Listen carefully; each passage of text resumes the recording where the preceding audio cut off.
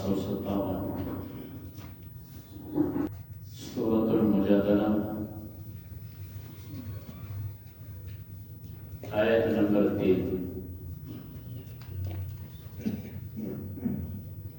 سبحانك لا علم لنا إلا ما علمتنا إنك أنت العليم الحكيم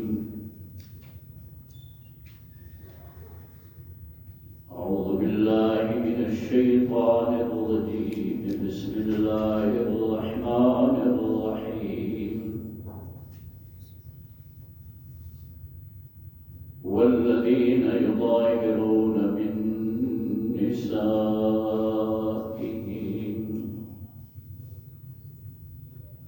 ثم يعودون لما قالوا فتحرير رقبة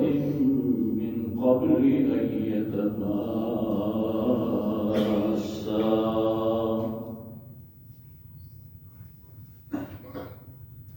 ذلكم توعظون به والله بما تعملون خبير ومن لم يجد فصيام شهرين متتابعين من قبل أن يتماسا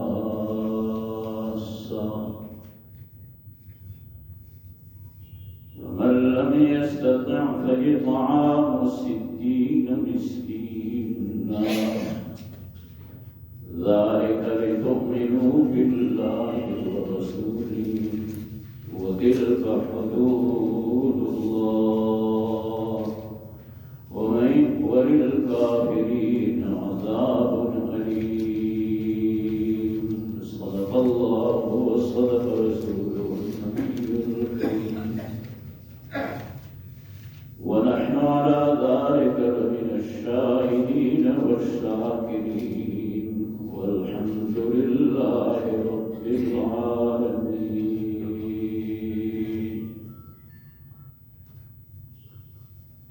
سورۃ مجادلہ کی ابتدائی 2 آیتیں ہم نے پڑھی تھی.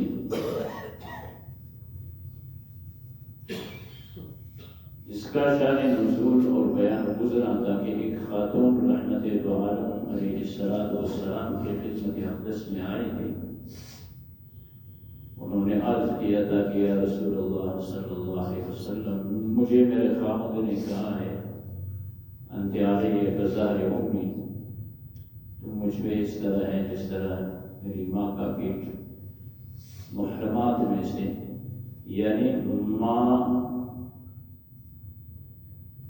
بہن کہ کسی ایسے عضو کی طرف جو دیکھا نہیں جاتا ہے اس کے ساتھ اپنی بیوی کو تشبیہ دینا، اس کو اظہار کہتے ہیں. تو انہوں نے ان سے یہی کہا تھا اور رسول اللہ صلی اللہ علیہ وسلم نے ان سے یہی کہا تھا کہ آپ اس پہ حرام ہو گئے، اس لیے کہ زمانے جاہلیت میں اس طرح کا فعل وہ ان میں اسی طرح رائج تھا کہ اس کو طلاق جیسا جدائی کا سبب سمجھتے تھے اور حرام سمجھتے تھے اس کو. تو آپ صلی اللہ علیہ وسلم نے بھی ان سے یہی کہا اور آپ صلی اللہ علیہ وسلم نے ان سے یہ بھی کہا تھا کہ اس بارے میں مجھ پہ اب تک کوئی حکم نازل نہیں ہوا ہے. تو اللہ تعالیٰ نے اس کا پھر حکم نازل فرمایا اور گزری ہوئی آیتوں میں یہی بیان گزرا تھا کہ اللہ پاک نے اس خاتون کا قول سنا جو آپ کے ساتھ اپنے خاوند کے متعلق جھگڑ رہی تھی. اللہ سننے والے. تو اللہ پاک نے پھر یہ ارشاد فرمایا تھا کہ جو لوگ اپنی بیویوں سے زہار کرتے ہیں وہ ان کی مائیں نہیں بنتی ہیں، مائیں ان کی وہی ہے جو حقیقت میں ان کو جنتی ہے. یہ گزری ہوئی 2 آیتوں کا خلاصہ تھا. ہو سکتا ہے بعض ساتھی اجتماع کی وجہ سے غیر حاضر کے درس میں. اب آگے اس کا بیان ہے زہار کا. یعنی زمانہ جاہلیت میں یہ تھا کہ زہار کرنے والا پھر اپنی بیوی سے دور ہوتا تھا، اس کو اپنے اوپر مطلقہ جیسا حرام سمجھتا تھا. تو شریعت مطہرہ نے اس کا پھر ایک جرمانہ رکھا کہ اس جرمانہ کو ادا کرے زہار کرنے والا پھر اپنی بیوی کے پاس جائے، جس کو شریعت کی اصطلاح میں کفارہ کہتے ہیں. اب تلاوت شدہ آیتوں میں یہ کہا جا رہا ہے والذین یظاہرون من نسائہم سے زہار کرتے ہیں، اس طرح کے الفاظ کہتے ہیں، ان کی اپنی معلومات کے ساتھ تشبیہ دیتے ہیں، پھر وہ نادم ہوتے ہیں اپنے اس کہنے میں، پھر ان کو کیا کرنا چاہیے؟ 3 باتیں بیان ہوتی ہیں کفارہ: فتحریر رقبہ، ایک غلام یا ایک باندی کو آزاد کرے، من قبل ان یتماسا، بیوی کو چھونے سے پہلے، ہم بستر ہونے سے پہلے، یہ کفارہ ہے، ایک غلام آزاد ہے۔ اگر کوئی شخص اس کا استطاعت نہیں رکھتا، دوسری آیت میں کہا جاتا ہے فَصِيَامُ الشَّهْرَيْنِ مُتَتَابِعَيْنِ، اگر اس کا وہ استطاعت نہیں رکھتا ہے کہ غلام آزاد کرے،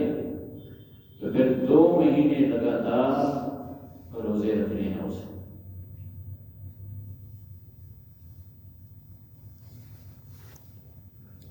اور اگر روزوں کی استطاعت بھی وہ کسی مرض وغیرہ کی وجہ سے نہیں رکھ سکتا،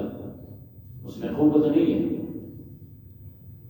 تو پھر فرمایا فَإِطْعَامُ 60 مسکینا، 60 مسکینوں کو کھانا کھلائے۔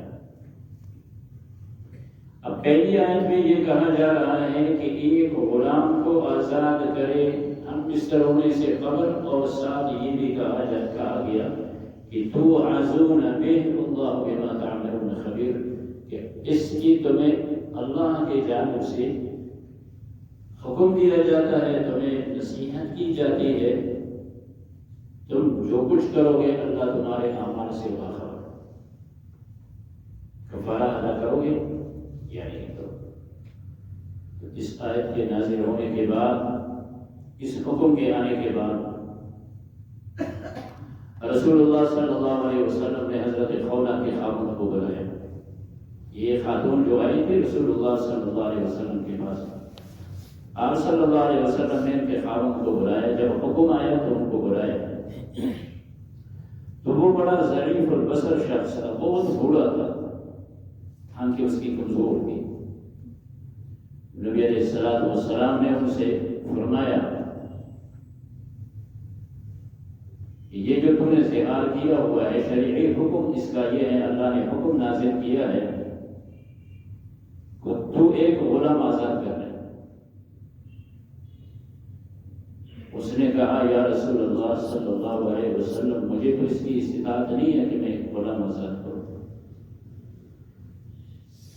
پھر آپ صلی اللہ علیہ وسلم نے فرمایا جب تو غلام آزاد نہیں کر سکتا ہے تو پھر تو یوں کر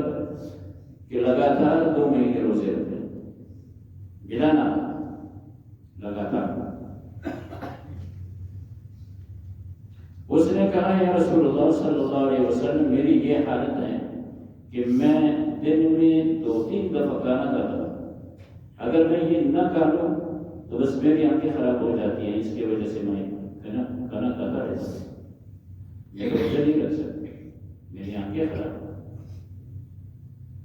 پھر آپ صلی اللہ علیہ وسلم نے اس کو کہا کہ پھر 60 مسکینوں کو کھانا کھلاؤ۔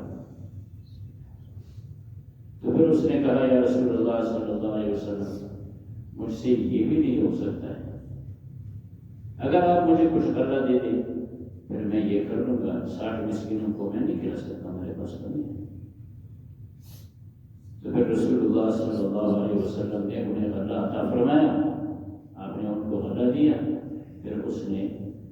60 مسکینوں میں اس کو بانٹا۔ ایک صدقہ فطر جو ہوتا ہے، انہیں 2 سیر گیہوں گندم، یہ ایک مسکین، اسی انداز سے 60 مسکینوں کو اس نے پھر یہ گندم دیا، جو گندم اسے رسول اللہ صلی اللہ علیہ وسلم نے عطا کیا تھا۔ اس نے کہا میرے پاس یہ بھی۔ تو یہ زہار کا پھر شرعی حکم یہی ہے کہ غلام آزاد کرے، لگاتار 2 مہینے روزے رکھے،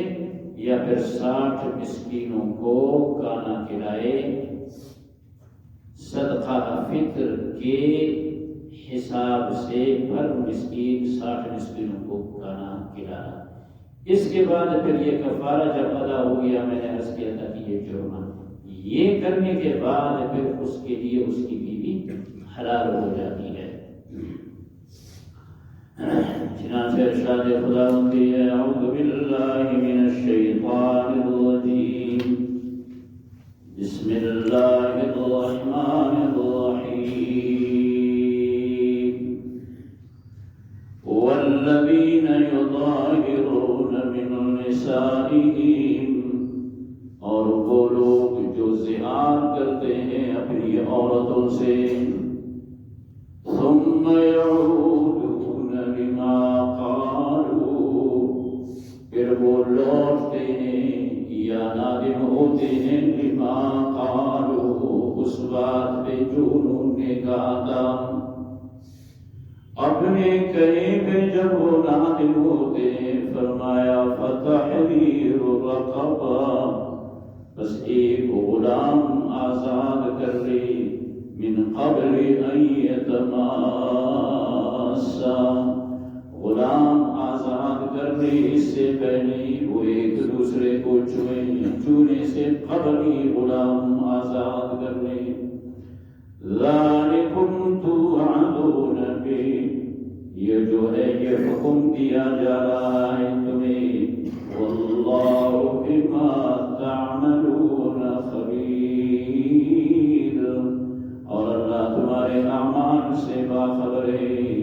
کہ حکم دیا جا رہا ہے، تم تعمیل کرو گے یا نہیں کرو گے، اللہ باخبر ہے، اللہ جانتے ہیں۔ فمن لم یجد، فرمایا جو نہ پائے اتنی استطاعت، فمن لم یجد، جو استطاعت نہ پائے، جو توفیق نہ پائے، فصیام شہرین، پس روزے رکھے 2 مہینوں کا، متتابعین، لگاتار 2 مہینے، من قبل ان یتماسا، بیوی کو چھونے سے قبل ہی 2 مہینے روزے رکھے، فمن لم یستطع، پس جو شخص استطاعت و توفیق نہ رکھے، کسی بیماری کی وجہ سے وہ روزے نہ رکھ سکتا ہو، عاجز ہو، فإطعام 60 مسکینا، پس کھانا کھلائے 60 مسکینوں کو، ذالک لتؤمنوا باللہ ورسولہ، یہ حکم تمہیں دیا گیا اور تمہیں تاکید کی جاتی ہے کہ ایمان لے آؤ اللہ اور اس کے رسول پہ، ہر حکم کو حکم مان کر سر تسلیم خم کر لو، وَتِلْكَ حُدُودُ اللَّهِ، یہ ضابطے ہیں، حدیں ہیں اللہ کی جو اللہ نے مقرر کی ہے، تم نے جو قدم اٹھایا اس کے لیے شریعت نے تمہیں ضابطہ دیا، اسی پہ چلو، اللہ اور رسول کو مانتے رہو، اگر نہیں مانو گے تو منکری کو کافر کہا جاتا ہے۔